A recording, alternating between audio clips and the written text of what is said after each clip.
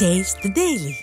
ஸ்டாலின் ஆட்சியில் தமிழ்நாட்டில் பெண்களுக்கு பாதுகாப்பு இல்லை எனவும் பாலியல் வன்கொடுமை செய்பவர்களுக்கு கடுமையான தண்டனை வழங்க வேண்டும் எனவும் விருதுநகர் மாவட்ட பெண்கள் தெரிவித்துள்ளனர். இப்போ உள்ள காலகட்டங்களில் பெண்களுக்கு எந்த விதமான பாதுகாப்புமே இல்லையா?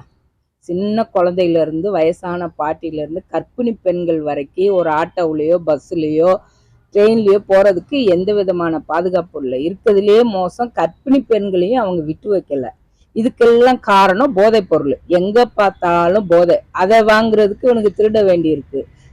வீட்டில் பெண்கள் இப்போ தனியாக இருக்கிறதுக்கு வாய்ப்பில்லை. கதவை தட்டி திருடிட்டு போகிற அளவுக்கு வந்துட்டாங்க. பொம்பளை பிள்ளைகளை நம்பி ஸ்கூலுக்கு அனுப்ப முடியல. லேடிஸ்னாலே அது யாராக இருந்தாலும் எந்த விதமான பாதுகாப்பும் இல்லை. லேடி டாக்டருக்கு பாதுகாப்பு இல்லை, லேடி காவலருக்கு பாதுகாப்பு இல்லை. அப்போ என்னதான் நடக்குது நாட்டில்? மார்னிங் எஞ்சி ஒரு நியூஸ் சேனல் வச்சோம்னா ஃபர்ஸ்ட் வர்ற 10 நியூஸ்ல 2 நியூஸ் வந்து இந்த செக்ஷுவல் ஹராஸ்மெண்ட் பத்தி தான் வருது.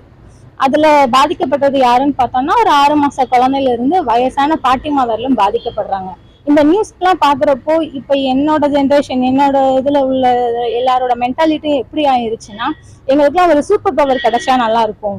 ஃபேண்டசி மூவில வர்ற மாதிரி ஒரு பவர் கிடைச்சா யாரெல்லாம் எங்கெல்லாம் எந்த குழந்தைய எந்த பாட்டிமாவை அந்த மாதிரி பண்றாங்களோ அவங்கள அந்த கேரக்டர்ல வச்சு அந்த வலியையும் வேதனையும் அனுபவிக்க வைக்கணும்னு தோணுது. ஆனா இதெல்லாம் நடக்காது.